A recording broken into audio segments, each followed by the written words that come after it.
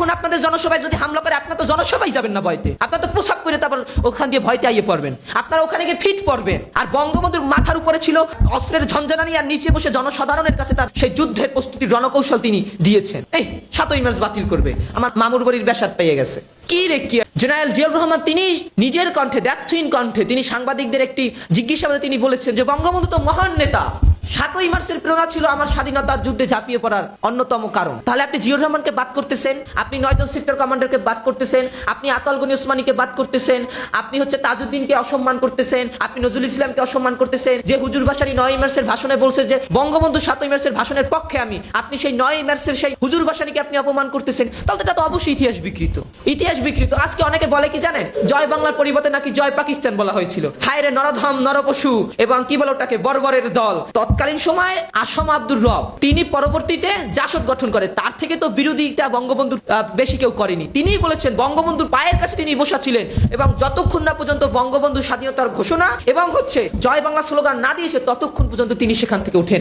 পরিবর্তন করলেই কোনো জিনিসের পরিবর্তন হয় না। পরিবর্তন কি? পরিবর্তনটা গ্রহণ করছে কেউ গ্রহণ করছে। আপনি দেখেন আজকে টিভি চ্যানেলের একটা পোস্ট দেখেন 7ই মার্চ নিয়ে, সেখানে 20 কের ভিতর 18 কে লাভ রিয়েক্ট করে, তার ভিতর 500 কে আপনার কে আর রিয়েক্ট করে।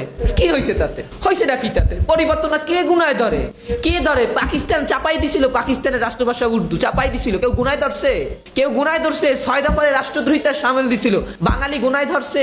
69-এ গণ অভ্যুত্থানের বিরুদ্ধে কুটছল ওঠাইছিল, গুনায় ধরছে। 70-এর নির্বাচনে বলছিল যে শেখ মুজিবকে ভোট দেওয়া মানে ভারতকে ভোট দেওয়া, ভারতের দালালি করা, কেউ গুনায় ধরছিল?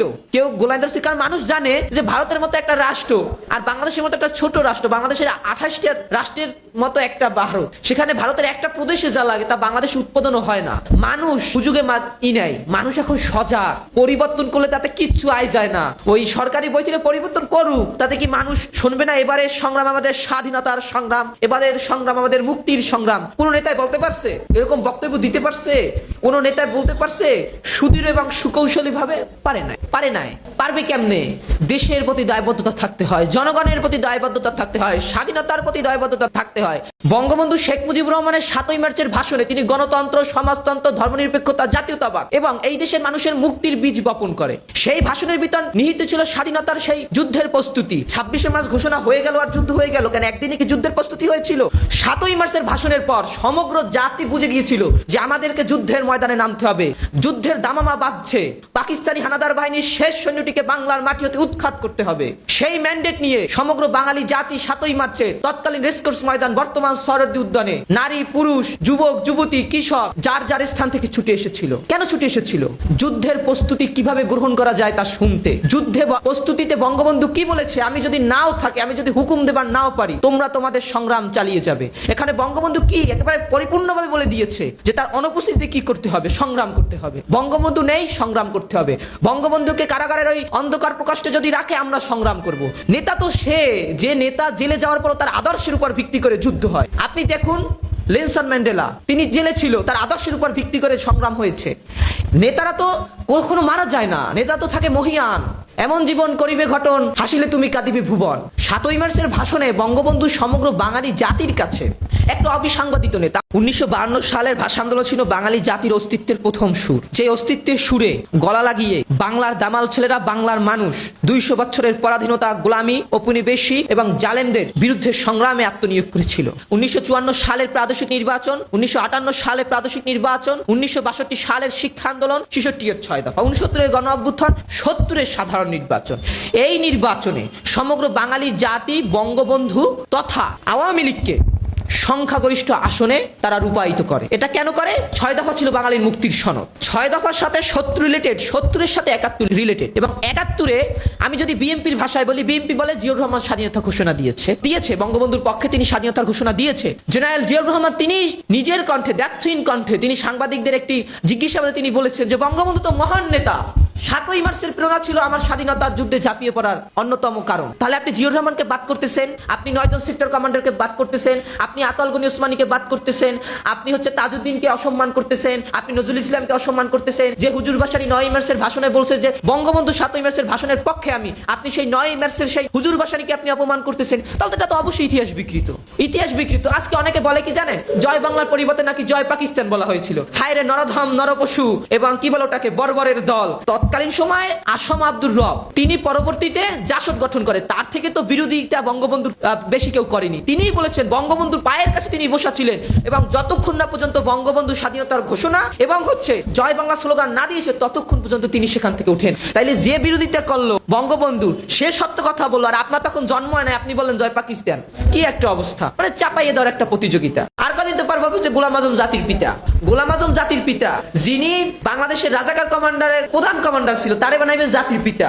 আমরা সব বুঝি, আমরা বাঙালি জাতি, আমরা মাছে ভাতে বাঙালি, আমরা পান্তা ভাত খেতে অভ্যস্ত, আমরা রৌদ্রের সেই রৌদ্রদাহ তাপ সহ্য করতে অভ্যস্ত, আমরা সেই বর্ষার সেই নিদারুণ বৃষ্টি সহ্য করতে আমরা অভ্যস্ত, আমরা পদ্মা মেঘনা যমুনার তীরে বসে আমরা সাম্প্রদায়িক সম্প্রীতির কথা বলতে অভ্যস্ত, আমরা কপটতাকে, আমরা অধর্মের গ্লানিকে, আমরা অসত্যকে রুখে দিতে আমরা অভ্যস্ত, আমরা বাঙালির শান বাঙালির মান রক্ষায় অভ্যস্ত।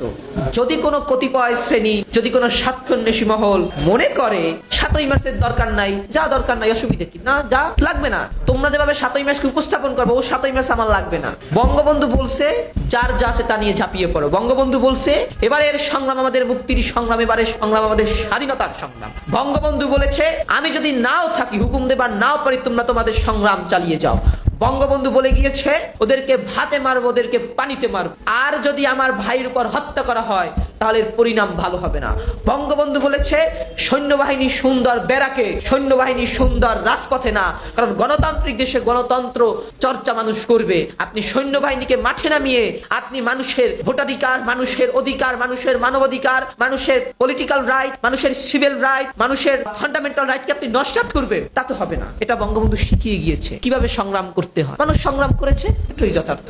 বঙ্গবন্ধুকে বঙ্গবন্ধু উপাধি দিয়েছিল বাংলার মানুষ খুশিতে, ভয় পায় দেয় নাই। কারণ বঙ্গবন্ধু ৭ই মার্চের ভাষণে তিনি জালেমদের বিরুদ্ধে, পাকিস্তানের বিরুদ্ধে যেভাবে কথা বলেছে, পারলে দেখুক একটা লোক যে সে কথা বলেছে। কেন পারে নাই? তখন কত নেতা ছিল বাংলাদেশে, কেন তখন তারা পাকিস্তানের বিরুদ্ধে তারা কথা বলে নাই? ৭ই মার্চের সেই রেসকোর্স ময়দানে তখন পাকিস্তান হামলা করার জন্য পরিকল্পনা করেছিল।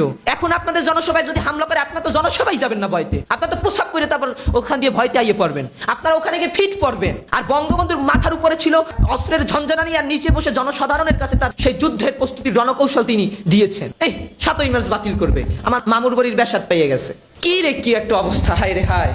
চাইলে বঙ্গবন্ধু ধ্বংস হবে না। যার যে আপনার রাজনীতির ইতিহাস 24 বছর, 12 বার কারাবরণ করেছে, আপনি করেছেন, আমি করেছি, আমার বাবা করেছে, উপদেষ্টারা কেউ করেছে, সুধী মহাজন করেছে, কেউ করেছে, কেউ করেছে, আপনি বলেন তাহলে তিনি বঙ্গবন্ধু না কে বঙ্গবন্ধু? চাইলে বানচাল করা যাবে, তার ভূমিকা আছে, থাকবে, এবং আমরা রক্ত দিয়ে সেটাকে লালন করি। এবং আমরা এখনো জানি বঙ্গবন্ধু শেখ মুজিবুর রহমান উনি আমাদের গর্ব ইতিহাস। তারা তো ভুলে গেছে বীরঙ্গনাদের কথা, যে বীরঙ্গনারা কিন্তু এখনো বাংলাদেশে আছে, এখনো কিন্তু আমাদের মতো মুক্তিকামী নারীরা আছে, এখনো কিন্তু ছেলে মেয়ে আবাল বৃদ্ধ বনিতা আমি শুধু একটা ডাকের অপেক্ষা আছে সবাই। দেশে যেভাবে চলছে এভাবে চলতে পারে না। এভাবে কি একটা দেশ চলতে পারে? সমস্ত কলকারখানা বন্ধ, গার্মেন্টস গুলি বন্ধ, সব বিকল হয়ে আছে। আজকে রিকশাওয়ালারা খেতে পায় না কেন? আপনারা কি চাচ্ছেন? আপনারা একা থাকবেন, আমরা ওয়াসার পানিতে বিষ দেন, আমরা খেয়ে সবাই মরে যাই। তাহলে তো মুক্তিযুদ্ধকে পারবেন আপনারা অমীমাংসিত বলতে? সেই 71 থেকে কার্য পরিচালনা হচ্ছে এখন পর্যন্ত, আপনারা সে এক কথাই বলে যাচ্ছেন যে মুক্তিযুদ্ধ বলতে কিছু নেই। মুক্তিযুদ্ধ বলতে কিছু না হলে এই দেশের যে ভৌগোলিক সীমারেখা কিভাবে এভাবে মানে সুরক্ষিত আছে?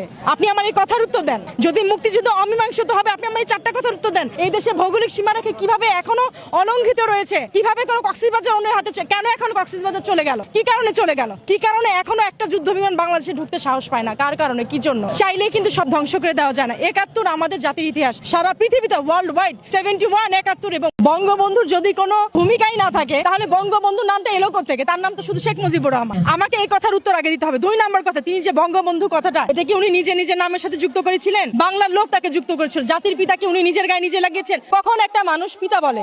কখন একটা মানুষ পিতা বলে? এবং সেটা হচ্ছে মানে সারা দেশের পিতা। যখন সবাই খেয়াল করেছে যে সে তো আমাদের পিতার মতো শাসন করে, আমাদের দেশকে পিতার মতো আগলে রেখেছে, সে জায়গাতেই তো বঙ্গবন্ধু এসেছে। এবং বঙ্গবন্ধুর যদি কোনো মানে ভূমিকাই না থাকবে, সারা পৃথিবীতে আমাদের বাদী দিলাম, পৃথিবীতে সারা আমেরিকা, ইংল্যান্ড, লন্ডন এরা কেন বলে জাতির পিতা এখনো? সেই কথা বলেন, বঙ্গবন্ধু কেন বলে?